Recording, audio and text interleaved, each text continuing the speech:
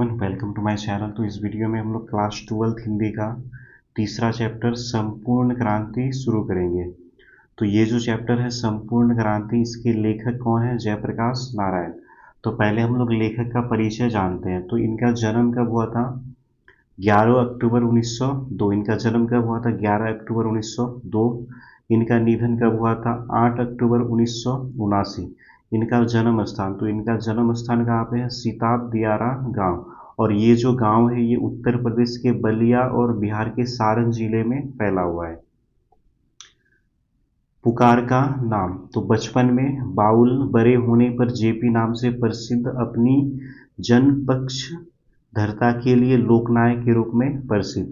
तो जैसे घर में जो नाम होता है किसी का, तो इनको जो है घर में क्या बोला जाता था? बाउल। और जब ये बड़े हुए तो बड़े होने के बाद ये जेपी नाम से प्रसिद्ध हो गए और अपनी जन पक्षधरता के लिए लोकनायक के रूप में प्रसिद्ध हो गए। इनके माता पिता, तो माता का नाम है फुलरानी और पिता का नाम है हर्षु दयाल।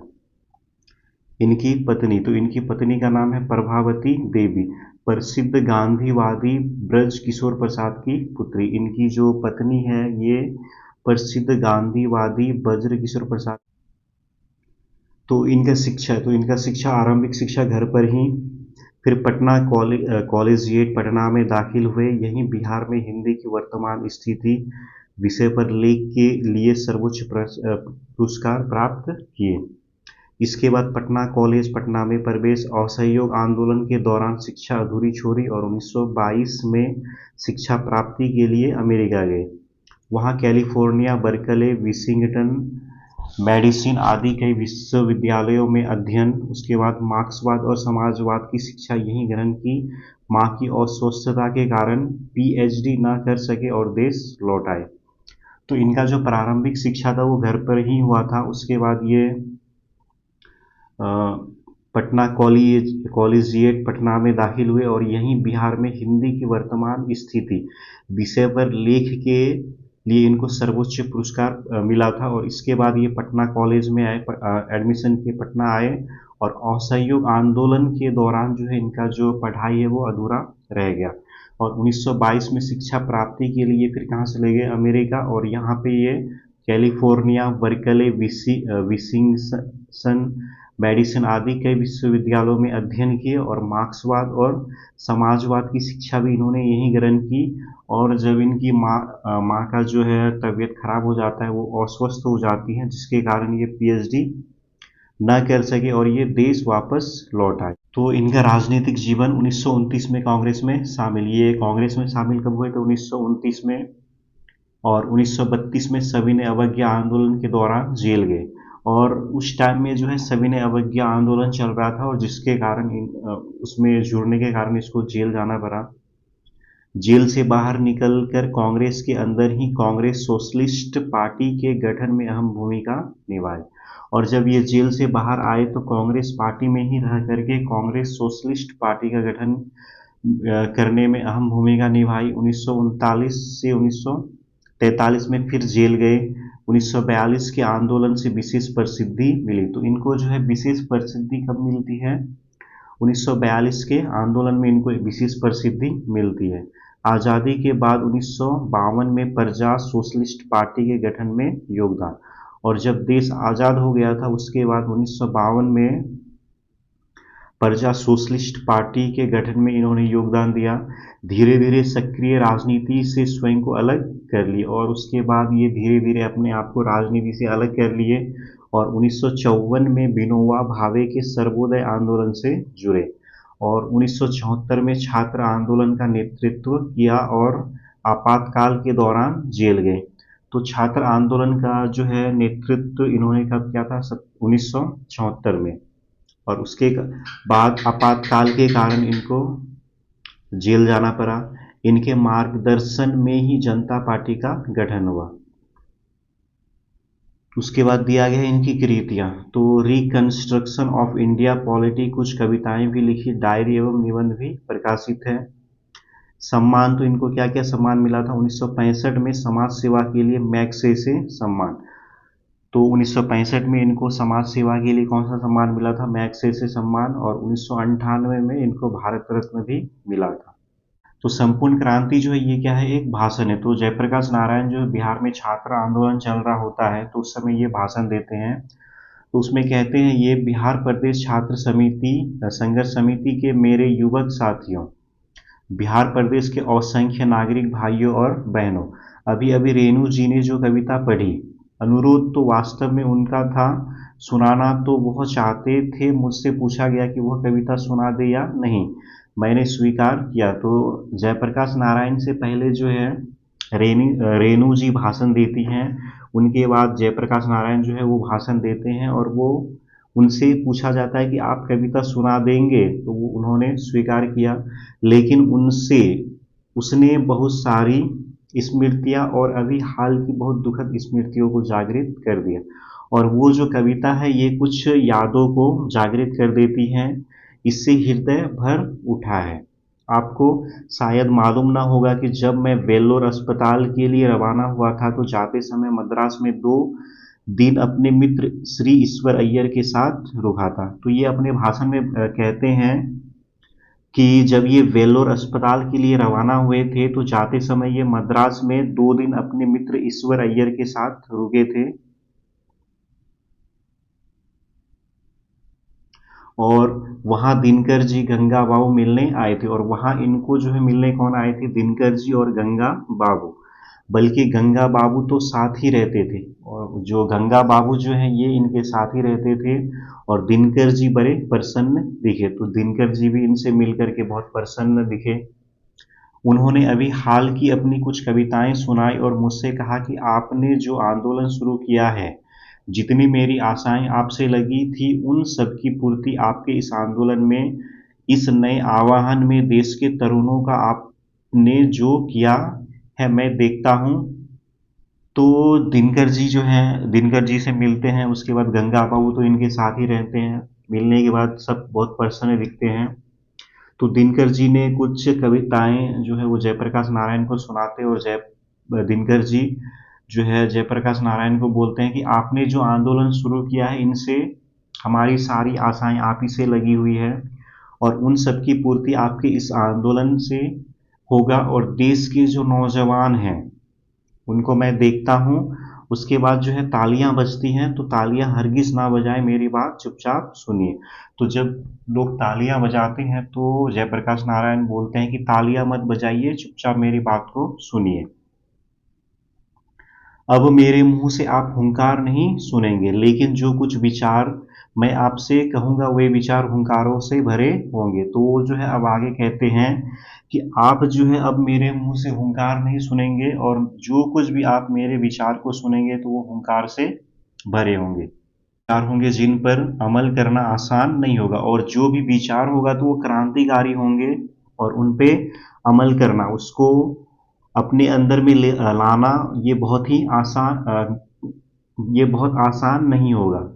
अमल करने के लिए बलिदान करना होगा, कष्ट सहना होगा, गोली और लाठियों का सामना करना होगा। और जो विचार है उसको अमल करने के लिए हम लोग को हो सकता है कि बलिदान देना पड़े, कष्ट सहना पड़े, गोलियां और लाठियों का भी सामना करना पड़े, या फिर हम जेल में भी भरे जाएंगे, या फिर हमको जेल में भी डाल दिया जाएगा।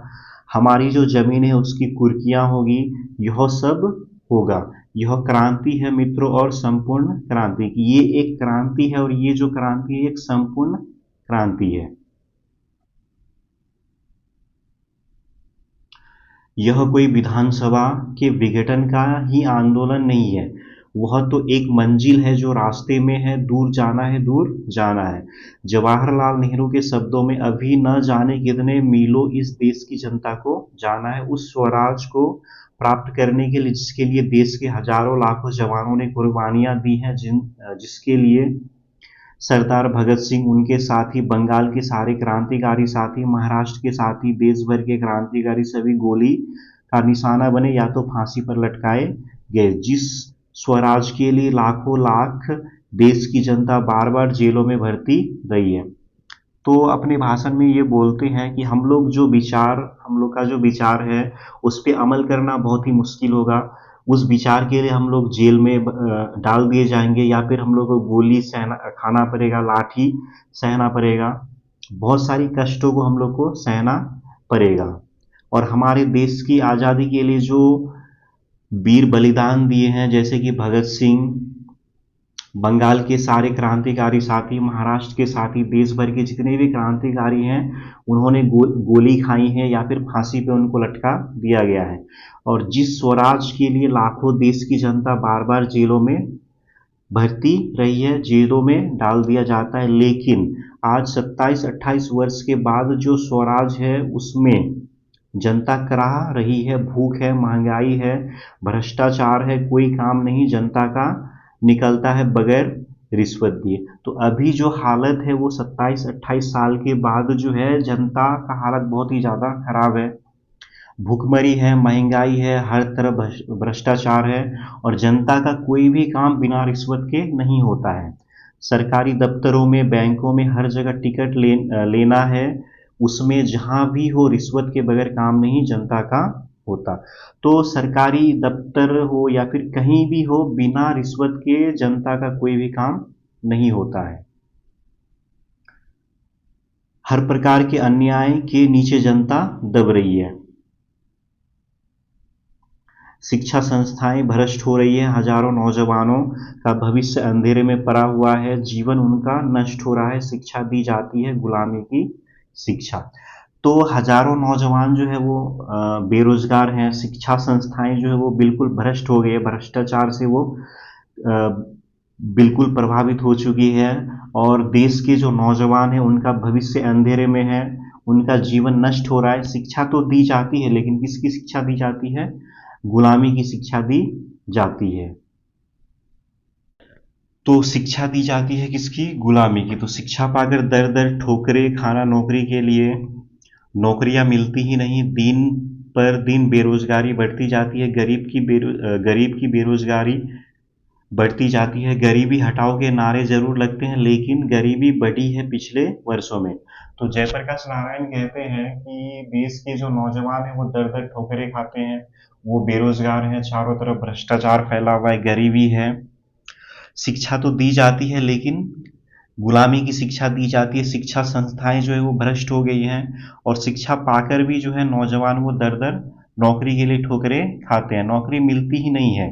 और दिन पर दिन बेरोजगारी बढ़ती जाती है, गरीबी की बेरोजगारी बढ़ती जाती है। गरीबी हटाओगे तो नारे जरूर लगते हैं, लेकिन पिछले कुछ वर्षों में जो है वो गरीबी और ज़्यादा बढ़ गई है।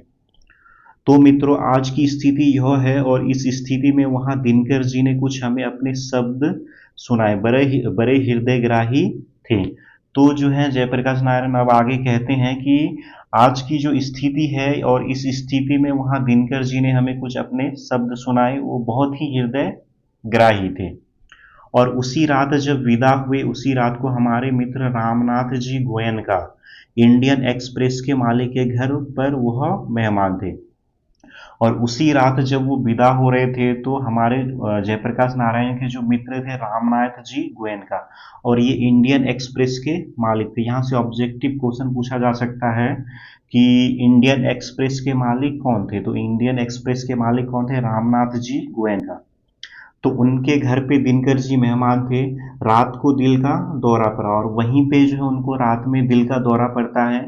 3 मिनट में उनको अस्पताल पहुंचाया गोयनका जी ने, 3 मिनट में। और जब उनको वहां पे दिल का दौरा पड़ता है, तो रामनाथ जी गोयनका जो है उनको 3 मिनट में अस्पताल पहुंचाते हैं। विलिंगटन नर्सिंग होम शायद उसे कहते, और जिस हॉस्पिटल में उनको लेकर के जाया जाता है तो उसका नाम है विलिंगटन नर्सिंग होम। सारा इंतजाम था वहाँ पर, और वहाँ पे जो है हर तरह का इंतजाम किया गया था। पटना का अस्पताल तो पता नहीं 3 घंटे में भी तैयार ना हो पाता, और अगर पटना में अगर यही अस्पताल होता तो जो 3 मिनट में जो सुविधाएं उपलब्ध की गई थी वो शायद 3 घंटे में भी तैयार ना हो पाती। सभी डॉक्टर सब तरह के औजार लेकर तैयार थे, लेकिन दिनकर जी का हार्ट फिर से जिंदा नहीं हो पाया। और सभी डॉक्टर जो वो हर तरह के औजार लेकर तैयार थे, लेकिन दिनकर जी का जो हार्ट है वो जिंदा नहीं हो पाया। मतलब दिनकर जी जो है वो अब इस दुनिया में नहीं है।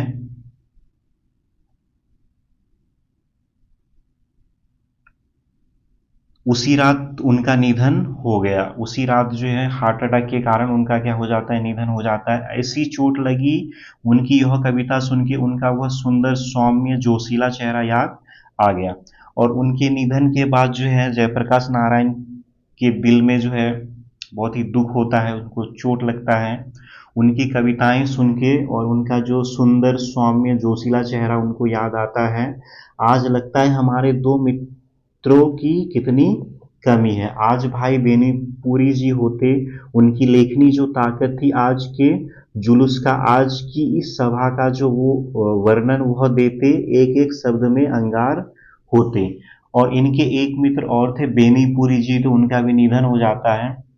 तो ये कहते हैं कि अगर बेनीपुरी जी होते तो उनके शब्दों में भी जादू था, अंगार था। उनके शब्द जो है वो जनता को बहुत ज़्यादा प्रभावित करते।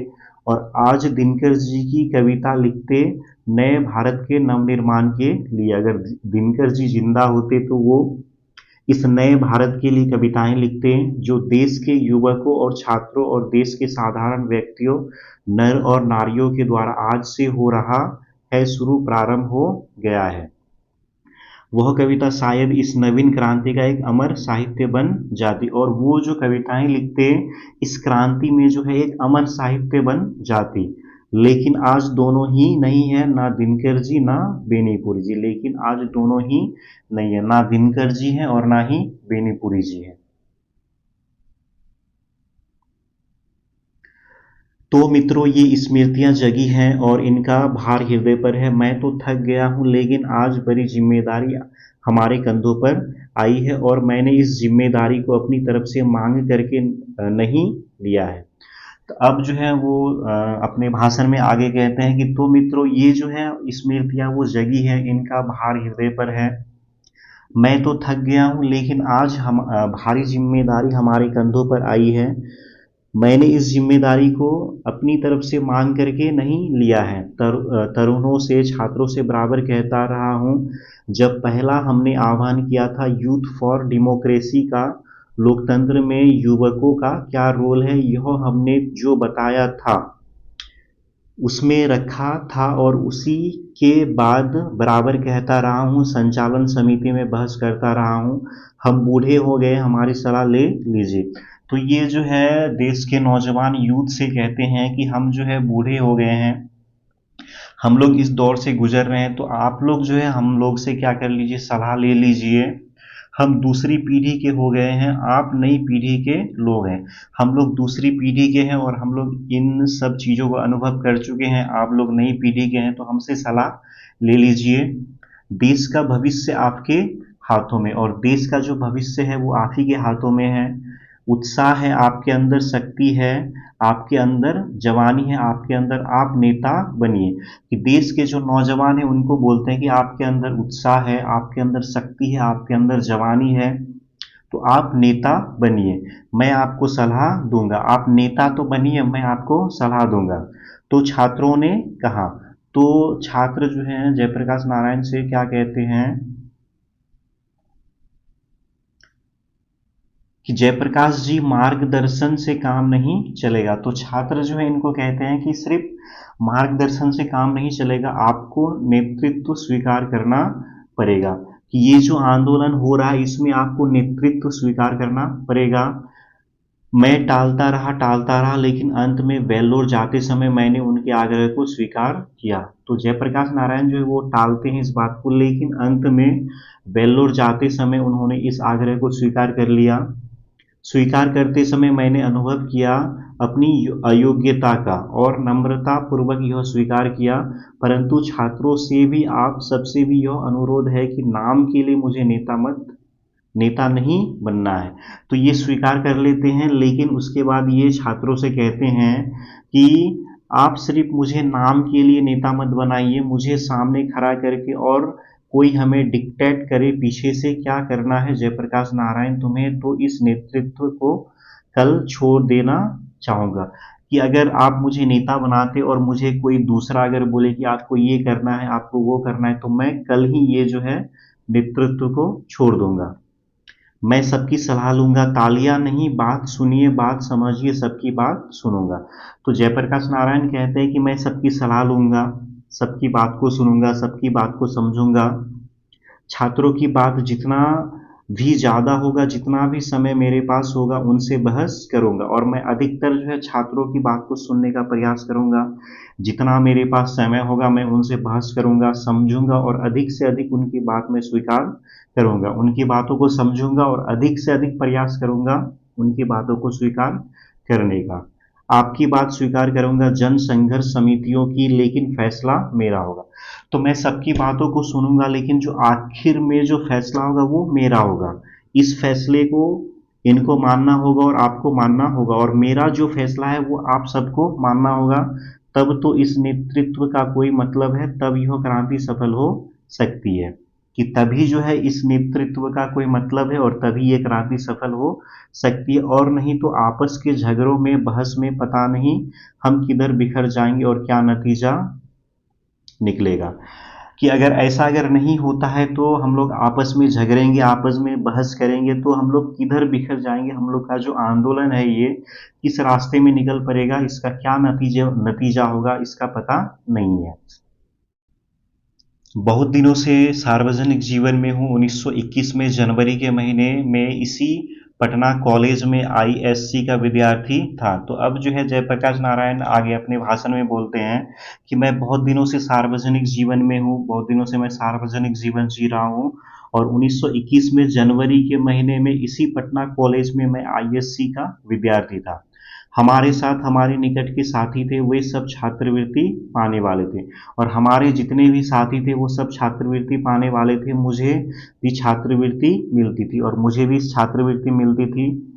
सब अव्वल दर्जे के क्रीम थे उस समय के विद्यार्थियों में, और सब जो है पढ़ने में बहुत ही अच्छे थे, अव्वल थे। और हम सब ने एक साथ गांधी जी के आह्वान पर असहयोग किया। और जब ये स्टूडेंट थे, आईएससी के विद्यार्थी थे, पटना कॉलेज में पढ़ रहे थे, तब जो है गांधी जी के आह्वान पर इन सब ने असहयोग आंदोलन में अपना योगदान दिया। और असहयोग करने के बाद करीब 1.5 वर्ष यूं ही मेरा जीवन बीता। और असहयोग आंदोलन में जुड़ने के बाद इनका जो पढ़ाई है वो छूट जाता है, रुक जाता है। और असहयोग आंदोलन के बाद करीब 1.5 वर्ष तक इनका जो है जीवन ऐसे ही बीत जाता है। चूंकि मैं साइंस का विद्यार्थी था तो राजेंद्र बाबू के सचिव या मंत्री या मित्र या जो भी कहिए, मथुरा बाबू उनके जमाता बाबू फूलदेव सहाय वर्मा थे, उनके पास भेज दिया गया। तो जयप्रकाश नारायण जो थे ये साइंस के स्टूडेंट थे, और राजेंद्र बाबू के सचिव या मित्र या फिर जो भी है उनका नाम है मथुरा बाबू, उनके जमाता बाबू फूलदेव सहाय वर्मा, उनके पास इनको भेज दिया जाता है। फुलदेव बाबू के साथ रहो और उनकी लेबोरेटरी में, उनकी प्रयोगशाला में कुछ प्रयोग करो। और इनको कहा जाता है कि आप जो है वहाँ पे उनकी लेबोरेटरी में रहिए, प्रयोगशाला में रहिए, कुछ प्रयोग कीजिए और उनसे कुछ सीखिए। महामना मदन मोहन मालवीय जी के लिए मेरे हृदय में पूजा का भाव है, परंतु हिंदू विश्वविद्यालय में भी दाखिल होने के लिए मैं तैयार नहीं था। तो अब आगे कहते हैं कि महामना मदन मोहन मालवीय जी के लिए मेरे हृदय में बहुत ही ज़्यादा सम्मान है, परंतु हिंदू विश्वविद्यालय में भी दाखिल होने के लिए मैं तैयार नहीं था, क्योंकि सरकारी रुपया, सरकारी एड मदद विश्वविद्यालय को मिलती थी। स्वतंत्र नहीं था, वह पूर्ण रूप से राष्ट्रीय विद्यालय नहीं था, तो मैं किसी विद्यालय में नहीं गया। तो असहयोग आंदोलन के कारण जो है ये किसी भी विद्यालय में अपना एडमिशन नहीं कराते हैं। बिहार विद्यापीठ में मैंने परीक्षा दी आईएससी की, और ये बिहार विद्यापीठ में जो है अपना परीक्षा देते हैं आईएससी की। पास तो करना ही था, पास कर गया, और ये उसमें पास कर जाते हैं। उसके बाद बचपन में जब हाई स्कूल में था, मैंने स्वामी सत्यदेव के भाषण सुने थे अमेरिका के बारे में, और जब ये स्कूल में पढ़ रहे थे तो उन्होंने स्वामी सत्यदेव के भाषण को सुने थे। किसके बारे में? अमेरिका के बारे में। कोई धनी घर का नहीं हूँ, थोड़ी सी खेती और पिताजी नहर विभाग में जिलादार, बाद में रेवेन्यू असिस्टेंट हुए। तो जयप्रकाश नारायण जो ये बहुत धनी घर से नहीं है, इनके जो पिताजी हैं वो खेती, मतलब थोड़ा सा जमीन है, खेती करते हैं, और पिताजी जो है वो नगर विभाग में जिलादार और बाद में रेवेन्यू असिस्टेंट हुए। नॉन गजटेंट अफसर थे, उनकी हैसियत नहीं थी कि वो मुझे अमेरिका भेजे। तो उनके पिताजी के पास इतना पैसा नहीं था कि इनको पढ़ने के लिए अमेरिका भेज सके। तो मैंने सुना था कि अमेरिका में मजदूरी करके लड़के पढ़ सकते हैं। तो ये जो है स्वामी सत्यदेव के भाषण में सुने थे कि अमेरिका में जो है लड़के वो मजदूरी करके भी पढ़ सकते हैं। तो मेरी इच्छा थी कि आगे पढ़ना है मुझे। आंदोलन तो गिराव पर आ गया है। तो इनका इच्छा था कि इनको अब आगे पढ़ना है, और जो आंदोलन था वो मतलब उसका जो प्रभाव है वो कम हो चुका है, वो चढ़ाव पर था, अब उतर चुका है। इस बीच अमेरिका से कुछ शिक्षा प्राप्त करके आ जाऊं, और इस बीच जो है मैं अमेरिका जा करके वहां से शिक्षा प्राप्त करके आ जाऊं, इसीलिए अमेरिका गया। कुछ लोग हैं जो हमारे पता नहीं कि उन्हें किस नाम से पुकारो, मुझे आज वर्षों से गालियां देते रहे हैं। तो ये अमेरिका जाते हैं पढ़ने के लिए, और कुछ लोग जो है इनको गालियां देते हैं। इतनी गालियां मुझे दी गई, चूंकि अमेरिका में मैंने पढ़ा इसलिए अमेरिका का दलाल बना हूं। तो ये पढ़ने के लिए अमेरिका जाते हैं, इसीलिए जो है लोग इन्हें गालियां देते हैं और कहते हैं कि ये अमेरिका का दलाल बन गया है।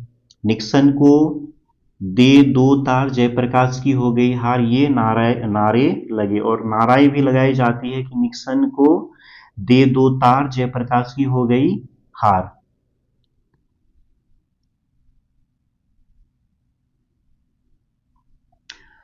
मित्रों, अमेरिका के बागानों में मैंने काम किया, कारखानों में काम किया, लोहे के कारखानों में जहां जानवर मारे जाते हैं उन कारखानों में काम किया। जब यूनिवर्सिटी में पढ़ता था, छुट्टियों में काम करके इतना कमा लेता था कि कुछ खाना हम 3-4 विद्यार्थी मिलकर पकाते थे, और सस्ते में हम लोग खा पी लेते थे। तो अब ऐसा नहीं है कि अमेरिका में जाकर के ये ऐश मौज करते थे, वहां पे जाकर के ये बागानों में काम करते थे, कारखानों में काम करते थे, और जहाँ पे जानवरों को मारा जाता था उस उन कारखानों में काम करते थे।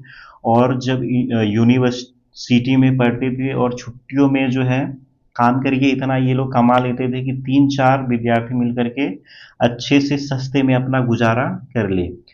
एक कोठरी में कई आदमी मिलकर रह लेते थे, रुपया बचा लेते थे कुछ कपड़े खरीदने, कुछ फीस के लिए। और ये लोग जो हैं एक कोठरी में कई आदमी मिलकर के रहते थे, रुपया बचाते थे कुछ कपड़े खरीदने के लिए और कुछ फीस देने के लिए, और बाकी हर दिन रविवार को छुट्टी नहीं, 1 घंटा रेस्टोरेंट में, होटल में या तो बर्तन धोया या वेटर का काम किया। और जब भी छुट्टी मिलता था रविवार को, 1 घंटा तो रेस्टोरेंट में या फिर होटल में बर्तन धोया या फिर वेटर का काम किया।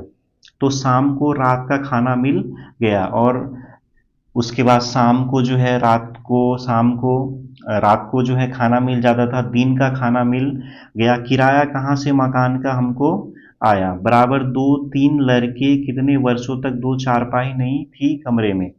मतलब वहां पे जो है इन लोगों के पास जो है 2-3 वर्षों तक मतलब सोने के लिए चारपाई तक नहीं था। एक चारपाई पर मैं और कोई ना कोई अमेरिकन लड़का रहता था, और एक ही चारपाई में जयप्रकाश नारायण और इनके साथ कोई ना कोई एक अमेरिकन लड़का सोता था। हम दोनों साथ सोते थे, एक रजाई हमारी होती थी, एक साथ सोते थे और एक ही रजाई होती थी दोनों के पास। इस गरीबी में मैं पढ़ा हूं, और इस गरीबी में मैं पढ़ा हूं। इतवार के दिन या कुछ ऑड टाइम में यह जो होटल का काम है उसको छोड़ करके जूते साफ करने का काम शू शाइन पार्लर में, उससे ले करके कमोड साफ करने का काम होटलों में करता था। और जो है इतवार के दिन या फिर कुछ जो ऑड टाइम होता था, जो टाइम मतलब खाली जब होते थे, तो ये लोग जो है जूते साफ करते थे शू शाइन पार्लर में, या फिर कमोड साफ करते थे। जो बड़े बड़े होटल होते हैं उसमें ये कमोड साफ करते थे। और वहां जब बीए पास कर लिया, स्कॉलरशिप मिल गई, 3 महीने के बाद असिस्टेंट हो गया, और उसके बाद वहां पे ये बीए करते हैं, और बीए करने के बाद इनको स्कॉलरशिप मिलता है, और 3 महीने के बाद ये असिस्टेंट हो जाते हैं। डिपार्टमेंट का ट्यूटोरियल क्लास लेने लगा तो कुछ आराम से रहा बीच में। इन लोगों से पूछिए मेरा इतिहास, ये जानते और जानकर भी मुझे गालियां देते हैं। तो इतना जो है मेहनत करके वहाँ पे जाके ये पढ़े थे, तो लोग सोचते थे कि वहाँ पे जाकर के ऐश मौज करते थे, लेकिन जयप्रकाश नारायण जो है वो कितनी मुश्किल से जो है अपना पढ़ाई पूरा की, लेकिन फिर भी जो है लोग इनको गालियाँ देते हैं। अमेरिका में विस्कॉन्सिन में मेडिसिन में मैं घोर कम्युनिस्ट था। वह लेनिन का ज़माना था, वह ट्रॉट्स्की का ज़माना था। 1924 में लेनिन मरे थे और 1924 में मैं मार्क्सवादी बना था, और दावे के साथ कह सकता हूँ उस समय तक जो भी मार्क्सवाद के ग्रंथ छपे थे अंग्रेजी में हम लोगों ने पढ़ डाले थे। तो उस टाइम में जो है लेनिन का ज़माना था। तो 1924 में जयप्रकाश नारायण जो है ये मार्क्सवादी बन गए थे, और जो भी उनकी जो पुस्तकें थी लेनिन की मार्क्सवाद पे जितने भी किताबें थी अंग्रेजी में, उन सबको इन लोगों ने उसको पढ़ चुके थे। रात रात को रोज एक रशियन टेलर था, दर्जी था, उसके यहाँ हमारे क्लास लगते थे, और रात को जो एक रशियन टेलर के यहाँ इनका क्लास लगता था। और वहाँ से जब भारत लौटा घोर कम्युनिस्ट बनकर लौटा, और अमेरिका से जब ये भारत लौटे तो घोर कम्युनिस्ट बनकर के लौटे, लेकिन मैं कांग्रेस में दाखिल हुआ, और वहाँ से आने के बाद ये भारत में आए, और भारत में आकर के ये कांग्रेस में शामिल हो गए। कम्युनिस्ट पार्टी में क्यों नहीं दाखिल हुआ? मैंने जो लेनिन से सीखा था वह यह सीखा था कि जो गुलाम देश है वहाँ के जो कम्युनिस्ट हैं उनको हरगिज वहाँ की आज़ादी की लड़ाई से अपने को अलग नहीं रखना चाहिए। यद्यपि उस लड़ाई का नेतृत्व, जिसको मार्क्सवादी भाषा में बुर्जुआ क्लास कहते हैं, उस क्लास के हाथ में हो, पूंजीपतियों के हाथ में उसका नेतृत्व हो, फिर भी कम्युनिस्टों को अलग नहीं रहना चाहिए, अपने को आइसोलेट नहीं करना चाहिए। तो भारत आने के बाद जो है ये कांग्रेस पार्टी में जुड़ जाते हैं, ये कम्युनिस्ट पार्टी में नहीं जुड़ते हैं, क्योंकि ये लेनिन के विचारों से प्रभावित थे। पहली बात जो मैंने नोट की आपसे कहने के लिए वह इस सरकार के बारे में है। आज से 3 दिन हुए गफूर साहब मिलने आए थे, बहुत प्रेम से मिले। उसके 2 दिन बाद चंद्रशेखर बाबू मिलने आए, बहुत प्रेम से मिले। लेकिन प्रधानमंत्री से लेकर के दीक्षित जी से नीचे सब लोग मुझे डेमोक्रेसी का सबक सिखाते। तो जब ये भारत आए उसके बाद कांग्रेस पार्टी में जुड़ गए तो बहुत सारे लोग इनसे मिलने के लिए आते हैं। प्रधानमंत्री से नीचे जितने भी लोग हैं सब इनसे मिलने आते हैं, और सब जो हैं इनको डेमोक्रेसी के बारे में सिखाते हैं। इनसे किसी को कोई इनमें से किसी को कोई अधिकार नहीं है कि जयप्रकाश नारायण को लोकतंत्र की शिक्षा दे, लेकिन वे जयप्रकाश नारायण को शिक्षा देने की हिम्मत करते हैं। तो किसी को भी कोई हक नहीं होता है कि किसी को जो है किसी के बारे में शिक्षा दे, लोकतंत्र के बारे में शिक्षा दे, लेकिन वो लोग जो है जयप्रकाश नारायण को लोकतंत्र के बारे में शिक्षा देने की हिम्मत करते थे। और इनकी ताकत देखिए, शांति में प्रदर्शन, शांति में जुलूस के लिए हजारों लोग आ रहे हैं। प्रदेश के कोने कोने से छात्र आ रहे हैं, किसान आ रहे हैं, मजदूर आ रहे हैं, मध्यम वर्ग के लोग आ रहे हैं, कहीं पैदल आ रहे हैं, कुछ बस से आ रहे हैं, कहीं रेलों से आ रहे हैं, कोई ट्रक भाड़े पर लेकर के डीजल अपना खरीद करके लेकर आ रहे हैं। जहां तक रोका है इनको, लड़कों को पीटा है, गिरफ्तार किया है, अनायास कोई कारण नहीं है। और जो है इस आंदोलन में जुड़ने के लिए जो है लोग हर जगह से लोग आ रहे हैं। ये शांति में जो है जुलूस निकाला जा रहा है तो उसमें हजारों लोग इस जुलूस में जुड़ रहे हैं। हर प्रदेश के कोने कोने से लोग आ रहे हैं, छात्र आ रहे हैं, किसान आ रहे हैं, मजदूर, मध्यम वर्ग के लोग, कोई पैदल आ रहे हैं तो कोई बस से आ रहे हैं, कोई रेलों से आ रहे हैं, कोई ट्रक भाड़े में लेकर के अपना खुद डीजल डाल करके अपने पैसों से आ रहे हैं। और जहां था इनको रोका जाता है, लड़कों को पीटा जाता है और उनको गिरफ्तार किया जाता है बिना किसी कारण के।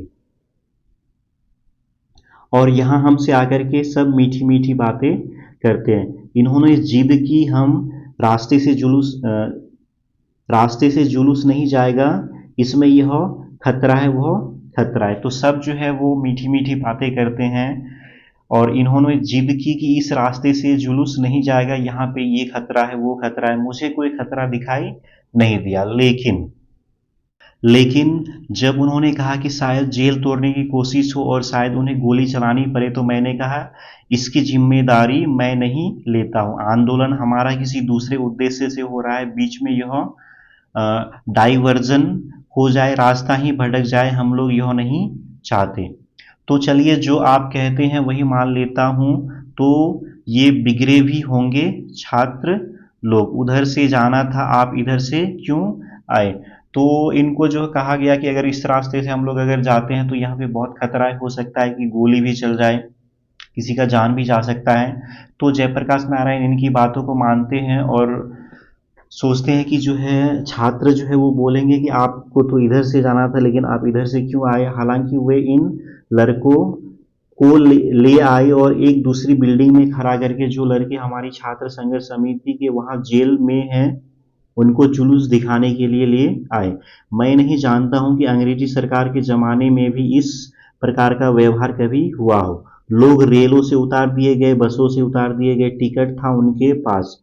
तो जब ये लोग जो है लोग हर जगह से जो है इस जुलूस में जुड़ना चाहते थे, तो रेल से आ रहे थे तो उनको रेल से उतार दिया जाता था, बस से उतार दिया जाता था। टिकट उनके पास था लेकिन फिर भी उनको उतार दिया जाता था। वे टिकट लोग थे उनको उतार दिया गया। मुजफ्फरपुर की रिपोर्ट अखबारों में पढ़ी होगी, सारे डिवीजन में क्या क्या नहीं हुआ। शर्म नहीं आती इन लोगों को। डेमोक्रेसी की बात करते हैं, लोकतंत्र में डेमोक्रेसी में जनता को अधिकार नहीं है कि जहां भी चाहे शांतिपूर्ण सभा करे। तो ये जो जुलूस था बिल्कुल शांतिपूर्ण जुलूस था, लेकिन फिर भी लोगों को रोका जा रहा था। तो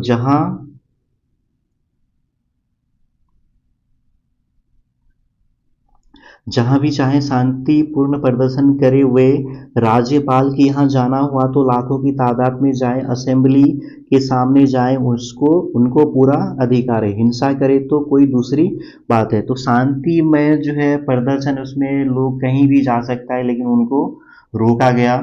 और ये जनता का अधिकार है कि वो शांति पूर्ण ढंग से कहीं पे भी कोई भी जुलूस निकाल सकते हैं, उसमें भाग ले सकते हैं। अगर हिंसा करे तो वो अलग बात है।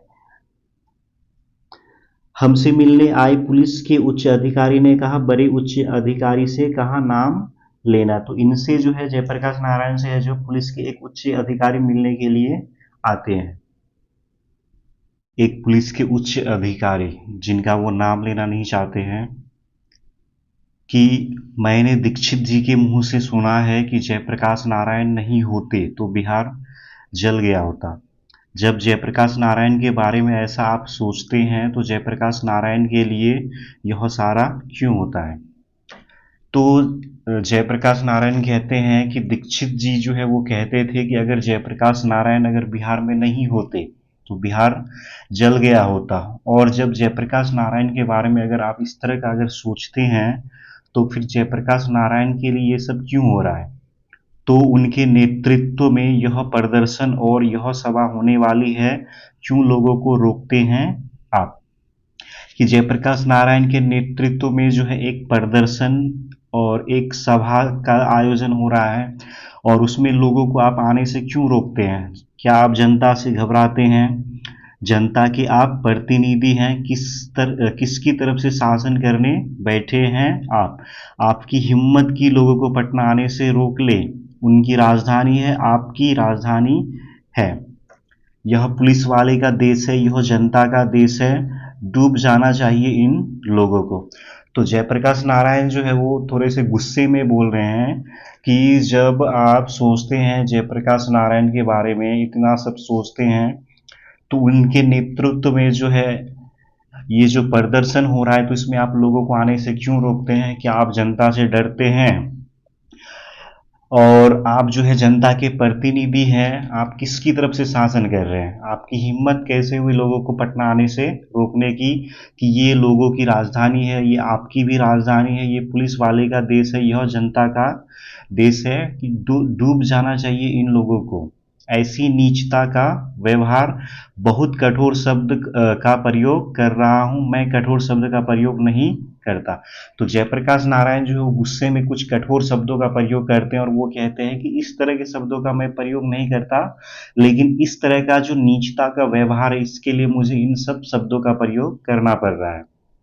अगर कोई डेमोक्रेसी का दुश्मन है तो वे लोग दुश्मन है जो जनता के शांतिमय कार्यक्रमों में बाधा डालते हैं।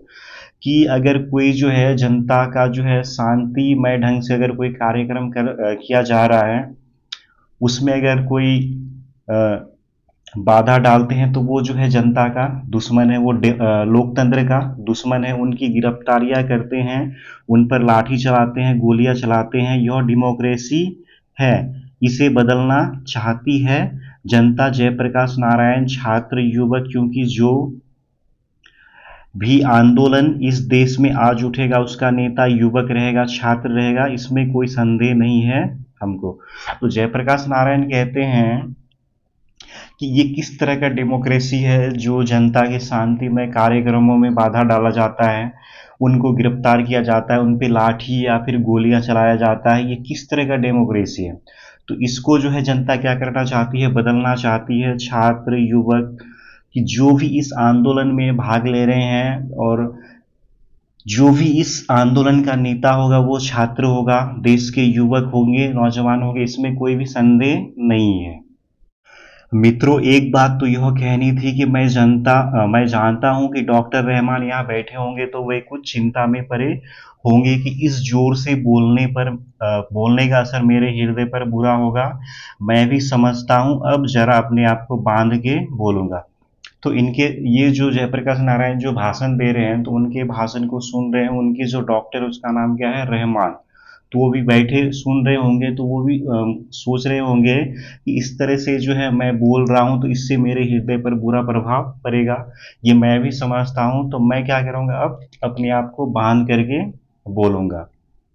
अभी हाल में मैं वेल्लोर में था, तो हमारे परम मित्र और स्नेही उमाशंकर जी दीक्षित पटना आए थे। उन्होंने मेरे संबंध में कुछ अच्छी बातें की। तो जब जयप्रकाश नारायण जो थे वो वेल्लोर में थे, तो उनके जो एक मित्र थे उनका नाम क्या है, उमाशंकर जी दीक्षित, वो पटना आए थे। और पटना आए थे और जयप्रकाश नारायण के संबंध में कुछ अच्छी बातें की, साथ साथ कई प्रश्न भी उन्होंने उठाए। और मेरा उनका बहुत पुराना संबंध है कि जयप्रकाश नारायण और उमाशंकर जी दीक्षित, इन दोनों का जो है संबंध बहुत ही पुराना है। जब 32-33 का आंदोलन चल रहा था, तो उस समय वो जो है अंडरग्राउंड बम्बई में वो रहते ही थे, अंडरग्राउंड नेता थे। तो वो बम्बई में रहते थे और वहाँ पे अंडरग्राउंड नेता के रूप में कार्य कर रहे थे। और सदानंद जी जो फ्री प्रेस के मालिक भी थे, उसकी स्थापना की उन्होंने, उनको ब्रेन ऑफ बॉम्बे कहा था। और सदानंद जी जो थे वो उमाशंकर दीक्षित जी को जो है ब्रेन ऑफ बॉम्बे कहा। और मुझे भी कोई बड़ी पदवी दी थी, और जयप्रकाश नारायण को भी एक पद दिया था जो जयप्रकाश नारायण उसकी प्रशंसा नहीं करना चाहते हैं। उस समय दीक्षित जी से हमारा परिचय और हमारी घनिष्ठता मित्रता हुई।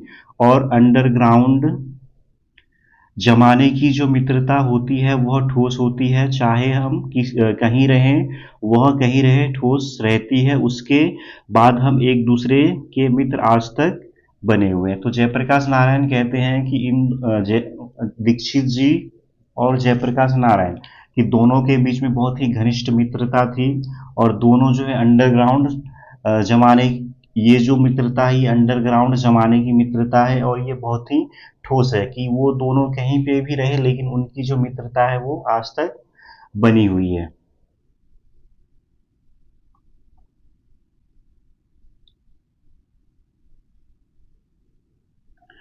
कुछ ऐसे मित्र हैं जिनके भाव अच्छे हैं, हमारे पुराने मित्र जो सोशलिस्ट पार्टी में थे या जो नहीं भी थे, चाहते हैं कि जयप्रकाश नारायण और इंदिरा जी में कुछ मेल मिलाप हो।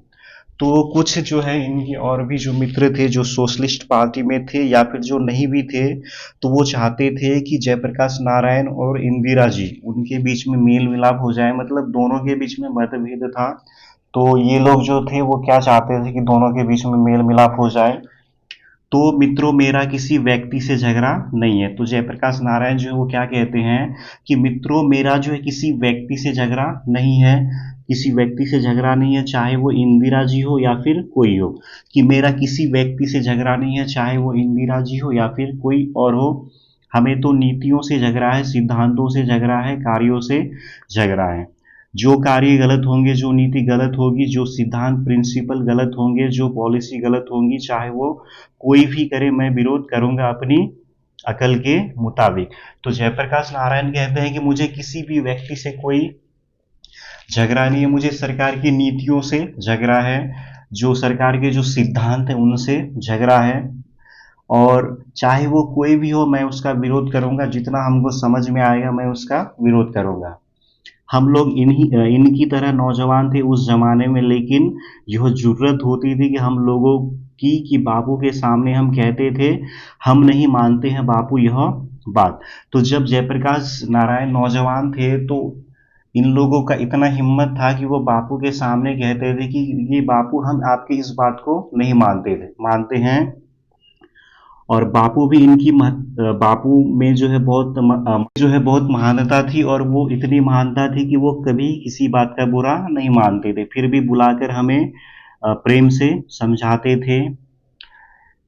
तो उनकी भी आलोचना की है मैंने, तो मैंने जो है बापू की भी आलोचना की है। उस जमाने में तो मैं घोर मार्क्सवादी था, बाद में लोकतांत्रिक समाजवादी बना, किंतु बापू की मृत्यु के बाद कई वर्षों के बाद 1954 में मैं सर्वोदय में आया गया बिहार में। तो बापू के मरने के बाद, बापू की मृत्यु के बाद कई वर्षों के बाद 1954 में जो है जयप्रकाश नारायण सर्वोदय में आते हैं। कहाँ पे? गया बिहार में। जवाहर जी थे एक बड़े भाई थे, मैं उनको भाई कहता ही था, उनका बड़ा स्नेह। तो जवाहरलाल नेहरू जो थे उसको जो जयप्रकाश नारायण ये क्या कहते, बड़े भाई मानते थे, और उनका जो है बहुत स्नेह इनके ऊपर था। जवाहरलाल नेहरू जो थे वो जयप्रकाश नारायण से बहुत ही स्नेह करते थे, पता नहीं क्यों मुझे वह मानते थे बहुत। तो पंडित जवाहरलाल नेहरू जो है वो जयप्रकाश नारायण को बहुत मानते थे, और मैं उनका बड़ा आदर और प्रेम करता था, लेकिन उनकी कटु आलोचना करता था। तो जयप्रकाश नारायण भी उनका बहुत आदर सम्मान करते थे, लेकिन फिर भी उनकी आलोचना करते थे। उनमें भी बड़प्पन था अक्सर। तो उन्होंने हमारी आलोचनाओं का बुरा नहीं माना, लेकिन पटना फायरिंग पर जो मैंने बयान दिया था, मैं मानता हूं कि बहुत सख्त भाषा का मैंने प्रयोग किया था। तो पंडित जवाहरलाल नेहरू जो है ये भी इनकी बातों का बुरा नहीं मानते, लेकिन पटना फायरिंग में जो जयप्रकाश नारायण बयान दिए थे, जो सख्त भाषा का प्रयोग किए थे, उससे जो है वो बहुत नाराज हो गए थे। लाल बहादुर जी ने कश्मीर के मामले में कुछ किया, मैंने उनकी भी आलोचना की। तो लाल बहादुर शास्त्री जो थे कश्मीर के मामले में कोई जो है फैसला लिए थे, तो उनकी भी आलोचना की थी, उनको तार भी दिया था कि यह बहुत गलत काम आपने किया है, इससे कश्मीर के सवाल को हल करने में आपको दिक्कत होगी, थोड़े ही दिनों में 18 महीने में वह चल बसे देश का दुर्भाग्य था। तो लाल बहादुर शास्त्री को भी ये कहते थे, उनकी भी आलोचना करते थे कि आपने जो कश्मीर के मामले में जो फैसला लिया है वो बहुत ही गलत है, इससे आपको बहुत दिक्कत होगा इस समस्या को सुलझाने में, और कुछ थोड़े दिनों में 18 महीने में जो है वो चल बसते हैं, और ये देश का एक दुर्भाग्य था। इंदिरा जी से जो मेरे मतभेद हैं वे जवाहर लाल जी के साथ जो मतभेद थे उनसे कहीं ज्यादा गंभीर और सीरियस हैं। जवाहरलाल जी से परराष्ट्र नीतियों के संबंध में, स्वराष्ट्र के संबंध में अधिक उनसे हमारा मतभेद नहीं था। तिब्बत के मामले में मतभेद था, चीन के मामले में मतभेद था, हंगरी के मामले में मतभेद था। तो पंडित जवाहरलाल नेहरू की जो परराष्ट्र नीतियां थी उनमें जो है उनसे जो है इनको अधिक मतभेद बना हुआ था, जैसे कि तिब्बत के मामले में, चीन के मामले में और हंगरी के मामले में। और मैं कोई गर्व नहीं करता हूं, मैंने उस समय जो आलोचना की, हंगरी के मामले में जो कुछ कहा, जवाहर जी को बाद में मानना पड़ा। और हंगरी के मामले में जो है जयप्रकाश नारायण जो आलोचना करते हैं, तो बाद में जो है पंडित जवाहरलाल नेहरू को मानना पड़ता है। लेकिन तिब्बत के बारे में जो ये बात किए थे वो पंडित जवाहरलाल नेहरू नहीं माने, लेकिन जब चीन ने उनको धोखा दिया तो उस धोखे के कारण उनके हृदय को ऐसी चोट लगी कि 2 बरस में चल गए, संभल नहीं सके। लेकिन चीन जो है जब भारत को धोखा देता है, भारत पे आक्रमण करता है, तो जवाहरलाल नेहरू के हृदय में एक बहुत ही गहरा चोट पहुंचता है और इस चोट से वो उभर नहीं पाते हैं और 2 वर्ष में ही वो भी चल बसते हैं। ऐसा घाव लगा जब चीन ने आक्रमण कर दिया। वह कभी उम्मीद नहीं करते थे कि आशा नहीं करते थे कि चीन ऐसा करेगा। थोड़ी इनकी भी गलती थी। तो परराष्ट्र नीतियों के संबंध में मतभेद था उनसे, अंतर्देशीय प्रश्नों में नहीं था उतना मतभेद। तो चीन जब भारत पे आक्रमण कर देता है तो इससे जवाहरलाल नेहरू के हृदय में बहुत गहरा चोट पहुंचता है और उसके 2 साल बाद वो चल बसते हैं। वो कभी भी उम्मीद नहीं करते थे कि चीन ऐसा करेगा। थोड़ी सी इनकी भी गलती थी। तो परराष्ट्र नीतियों के संबंध में जो है इनका मतभेद बना हुआ था।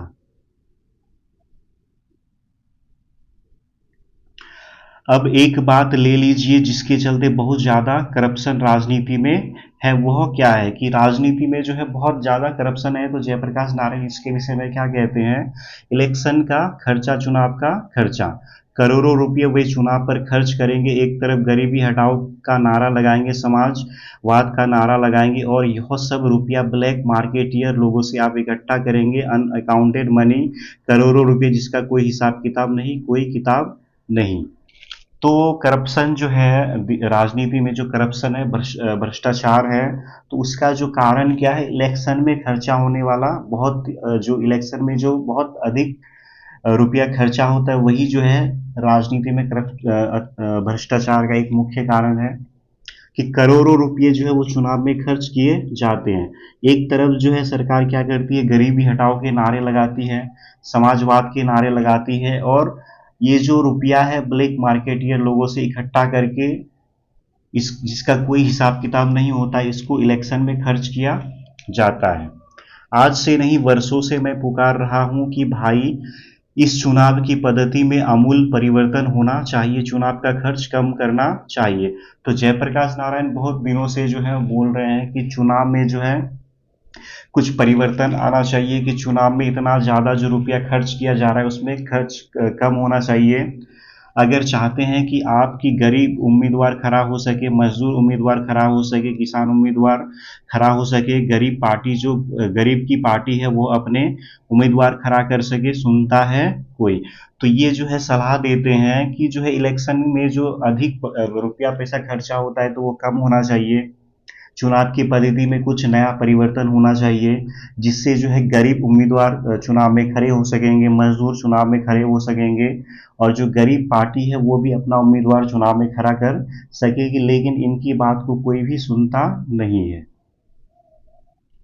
प्रेस रिपोर्टों से पता चलता है कि इस आंदोलन के द्वारा मैं दलविहीन लोकतंत्र की स्थापना करना चाहता हूँ। दलविहीन लोकतंत्र सर्वोदय विचार का मुख्य राजनीतिक सिद्धांत है और उस विचार का प्रचार पिछले वर्षों में मैं करता रहा हूं और ग्राम सभाओं के आधार पर दलविहीन प्रतिनिधित्व स्थापित हो सके करता रहा हूं। तो प्रेस रिपोर्टों के माध्यम से जो है पता चलता है कि जयप्रकाश नारायण जो है वो दलविहीन लोकतंत्र की स्थापना करना चाहते हैं। दलविहीन लोकतंत्र सर्वोदय विचार का एक मुख्य राजनीतिक सिद्धांत है और उस विचार का प्रचार जो ये कुछ पिछले वर्षों से कर रहे थे और ग्राम सभाओं के आधार पर दलविहीन प्रतिनिधित्व स्थापित हो सके इसका प्रयत्न कर रहे थे। लेकिन वर्तमान आंदोलन में जो है जयप्रकाश नारायण किसी भी तरह का दलविहीन लोकतंत्र का जिक्र कतई नहीं किए थे। फिर भी मेरे पुराने विचार को लेकर जनता में, विशेष बुद्धिजीवियों में काफी भ्रम फैलाया गया है। तो वर्तमान का जो आंदोलन, इसमें ये दलविहीन लोकतंत्र के बारे में ऐसा कुछ जिक्र नहीं किए थे, लेकिन जो इनके पुराने विचार है वो देश के जो बुद्धिजीवी हैं उसमें बहुत ज़्यादा भ्रम फैलाया गया। केवल अपने कम्युनिस्ट भाइयों के भ्रामक प्रचार की सफाई के लिए इतना ही कहूँगा कि दलविहीन लोकतंत्र तो मार्क्सवाद तथा लेनिनवाद के मूल उद्देश्यों में से है, यद्यपि वह उद्देश्य दूर का है। तो जो है ये इनकी सफाई में कहना चाहते हैं कि ये जो दलविहीन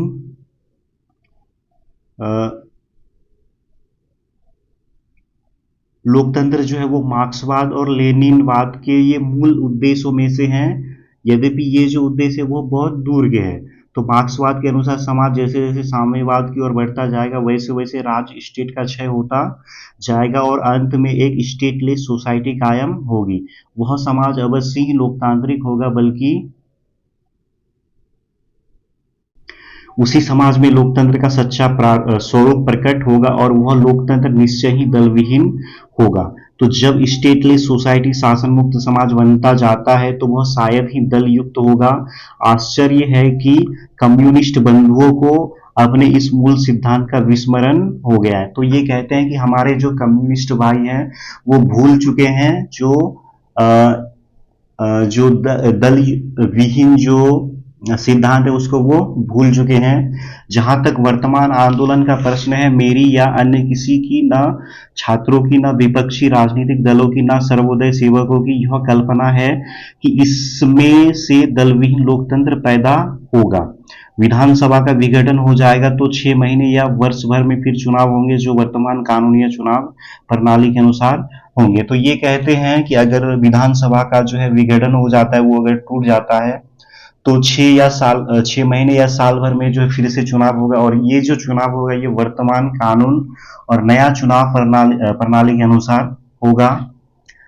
विधानसभा के विघटन से संभावना तो यही है कि वर्तमान कानून तथा नियम आदि के अंतर्गत ही पुनर्निर्वाचन होगा। तो अगर विधानसभा का विघटन हो जाता है तो संभावना है कि जो ये वर्तमान कानून तथा नियम जो है इसी के अनुसार जो है चुनाव होगा। इसलिए प्रश्न उठता है, जैसा कि पिछले सप्ताहों में कई बार उठा भी है, कि उस हालत में विधानसभा के विघटन से क्या लाभ होगा। मुझे खेद है कि इसका उत्तर पिछले दिनों में मैंने बार बार दिया है, पर उसको समझने की कोशिश थोड़े ही लोगों ने की है। तो ये जो प्रश्न उठता है इसका जवाब जो है ये पिछले कुछ दिनों में देते आ रहे हैं, लेकिन इसको जो है कुछ ही लोग जो है समझ पाए हैं।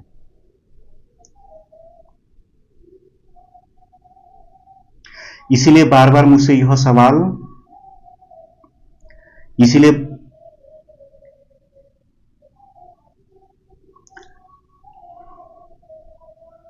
बार बार मुझसे यह सवाल कर रहे हैं। मेरा अपना विकल्प चूंकि नए ढंग का है, जो घिसे पिटे राजनीतिक चिंतन से भिन्न है, इसीलिए वह लोगों की समझ में नहीं आता।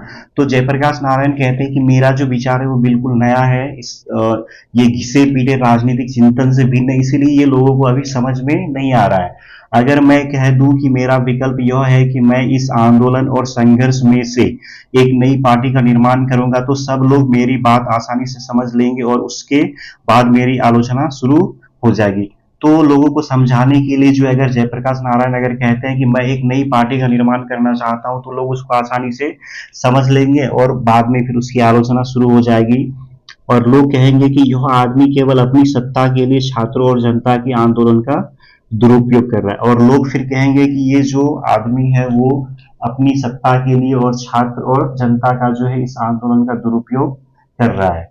लेकिन जब मैं कोई नई बात कहता हूं तो उसको समझने की कोशिश कम होती है या नहीं होती है। तो क्या है मेरा कहना।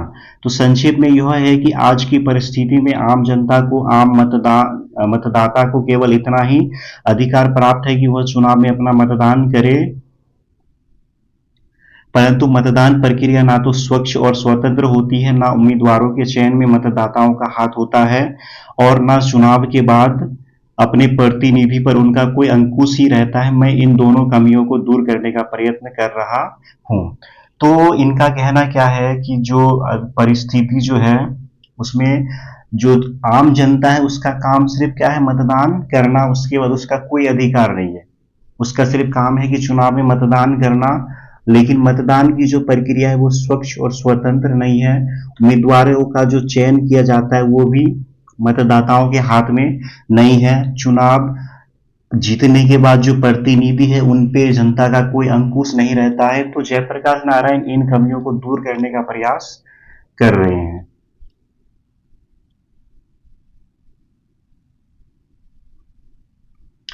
अपना देश पिछड़ा हुआ है, इसलिए बावजूद इसके कि हमने लोकतंत्र की स्थापना की है। विकसित देशों के लोकतांत्रिक समाज में जो प्रतिभावी शक्तियां यानी परस्पर एक दूसरे को प्रभावित करने वाली शक्तियां होती है, जनमत का जो प्रबल प्रभाव प्रतिनिधियों पर निरंतर पड़ता है, जो स्वतंत्र और साहसी प्रेस पत्र पत्रिकाओं के रोल होते हैं, शिक्षित समुदाय का जो वैचारिक और नैतिक असर होता है, इन इंफ्रास्ट्रक्चर का यानी जनता और शासन के बीच की संरचना का यहाँ नितांत अभाव है। ये जो हमारा देश है, ये जो है पिछड़ा देश है, और इसमें जो है हम लोग लोकतंत्र की तो स्थापना कर चुके हैं, लेकिन विकसित देशों का जो लोकतांत्रिक समाज है वो अधिक प्रभावी है, उसमें अधिक शक्तियां हैं, और वहाँ के जो दूसरे लोग हैं वो क्या करते हैं, उसमें जनमत का जो प्रबल प्रभाव प्रतिनिधियों पर निरंतर प्रभाव पड़ता है। जो स्वतंत्र और शासित प्रेस पत्रिकाएं होते हैं उनका भी उसमें महत्वपूर्ण रोल होता है, और जो शिक्षित समुदाय समुदाय है उनका भी महत्वपूर्ण रोल होता है। इन सारे इंफ्रास्ट्रक्चर का यानी जनता और शासन के बीच संरचना का यहाँ नितांत अभाव है, कि हमारे देश में इस तरह की चीजों का बहुत अधिक अभाव है। ऐसी स्थिति में हमारा लोकतंत्र केवल नाम मात्र का रह जाता है, और इस स्थिति में जो है हमारे देश का जो लोकतंत्र है वो सिर्फ नाम का ही रह जाता है। इस पूरी अंतरिम संरचना का इंफ्रास्ट्रक्चर का निर्माण तो एक दिन में नहीं हो सकता, कि ये जो प्रक्रिया इसका तो निर्माण एक दिन में नहीं हो सकता है, परंतु उसके अभाव में आम जनता या मतदाता मतदान के सिवा कोई पार्ट अदा नहीं कर सकता, जिसके परिणाम स्वरूप मंत्री तथा विधायक निरंकुश और स्वच्छंद हो जाते हैं। कि जनता जो है मतदान करती है, लेकिन जो प्रतिनिधि होता है, मंत्री होता है, विधायक होता है, उन पे उनका कोई भी कंट्रोल नहीं होता है, और जनता का किसी प्रकार का अंकुश उन पर नहीं रहता, सिवाय इस भय के कि अगले चुनाव में जनता यदि चाहे तो उन्हें उनको वोट नहीं दे, परंतु यह भय भी रुपया, जाति बल प्रयोग, मिथ्याचरण आदि के कारण निष्प्रभ हो जाता है। अब चूंकि प्रदेश के छात्र, युवक और सर्वसाधारण जनता जागृत हो गई है, वो आगे बढ़ रही है। तो जो है जब कोई भी प्रतिनिधि चुनाव में जीत जाता है, चाहे वो मंत्री हो या फिर विधायक हो, उसमें जनता का कोई भी कंट्रोल नहीं होता है। बस इसी का उसको डर होता है कि अगर अगले चुनाव में अगर इलेक्शन लड़ते हैं तो वो जीतेंगे या फिर नहीं, लेकिन उसको भी है जो है जनता को भय दिखाकर रुपया, पैसा, जाति बल, इन सब चीजों का प्रयोग से वो फिर इस डर से मुक्त हो जाते हैं। लेकिन अब जो है प्रदेश का छात्र, युवक और जनता जो है वो जागृत हो गई है, वो आगे बढ़ रही है, नया चाहती है, वर्तमान परिस्थिति में परिवर्तन चाहती है। तो जनता जो है अब जागृत हो गई है, वो कुछ नया चाहती है और वर्तमान स्थिति में कुछ परिवर्तन लाना चाहती है। अतः इस परिस्थिति का लाभ उठाकर मैं चाहूंगा कि आज जो असंगठित जनता है उसमें ऐसी शक्ति आ जाए कि वह सही आदमी का चुनाव कर सके।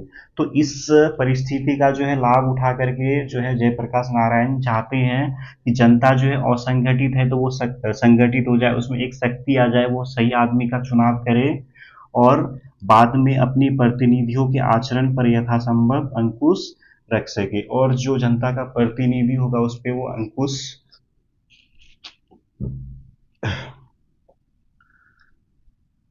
जनता का जो प्रतिनिधि होगा उस पर वो अंकुश रख सके। इस संबंध में मेरे कुछ सुझाव है, और इसके संबंध में जो है ये कुछ सुझाव देते हैं। तो इनके सुझाव क्या हैं?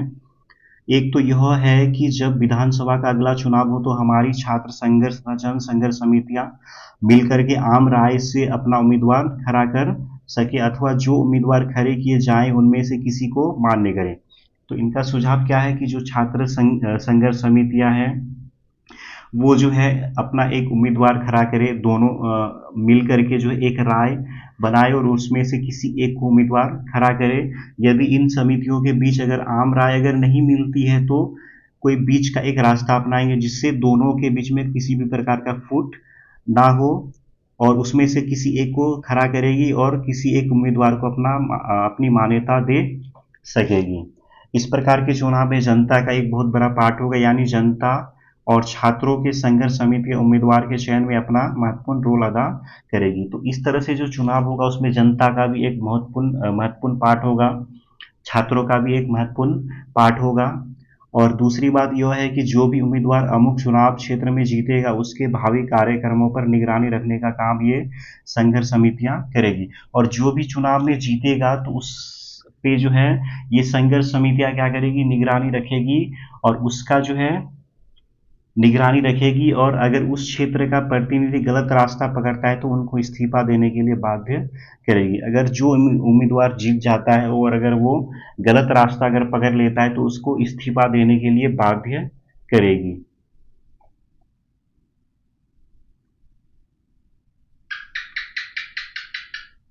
और हाँ, इस प्रकार से जनता का अंकुश इन लोगों पर के ऊपर होगा और आज की तरह निरंकुश और स्वच्छंद वे नहीं रह पाएंगे। तो इस तरह से जो भी उम्मीदवार होगा वो अपने मर्जी से कुछ नहीं कर पाएगा, उस पे जो है एक प्रेशर होगा, एक दबाव बना रहेगा।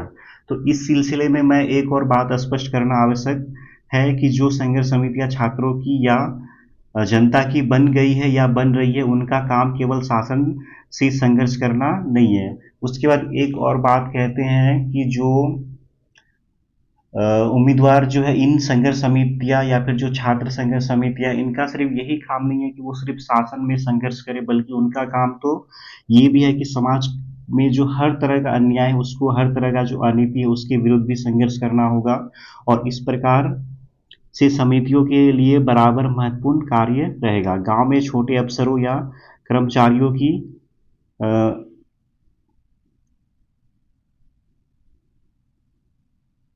कर्मचारियों की, चाहे वे पुलिस के हो या अन्य किसी प्रकार के जो घुसखोरी चलती है उसके खिलाफ तो संघर्ष रहेगा ही। साथ साथ जिन बड़े किसानों ने बेनामी या फर्जी बंदोबस्तियां की है, उनका भी विरोध ये समितियां करेगी। तो जयप्रकाश नारायण कहते हैं कि कोई भी सरकारी कर्मचारी हो, चाहे वो छोटा ही अफसर क्यों ना हो, पुलिस हो या फिर कोई भी कर्मचारी हो, जो घुसखोरी होती है, जो घूस लेते हैं, उनके खिलाफ तो संघर्ष रहेगा ही। साथ साथ जो किसान बेनामी जमीनों पर कब्जा करके, उनके खिलाफ भी ये समितियां विरोध करेगी।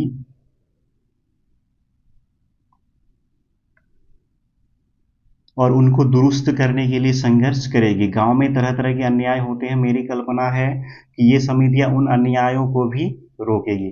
तो गांव में बहुत तरह के अन्याय होते हैं और इन संघर्ष समितियों का काम होगा कि ये हर अन्याय को रोके। इस प्रकार से जनता की या छात्रों की ये निर्दलीय संघर्ष समितियां अस्थायी रूप से कायम रहेगी और केवल लोकतंत्र के लिए ही नहीं, बल्कि सामाजिक, आर्थिक, नैतिक क्रांति के लिए अथवा संपूर्ण क्रांति के लिए एक बहुत ही महत्वपूर्ण कार्य करेगी। तो इस तरह से जो है अ, ये जो समितियां होंगी, ये सामाजिक, आर्थिक, नैतिक क्रांति के लिए अथवा संपूर्ण क्रांति के लिए जो है एक महत्वपूर्ण कार्य करेगी। तो ये था संपूर्ण क्रांति। इसके जो लेखक थे वो कौन थे? जयप्रकाश नारायण। ये जो है एक क्या है, भाषण। तो अगर वीडियो अच्छी लगे तो प्लीज़ चैनल को सब्सक्राइब करें।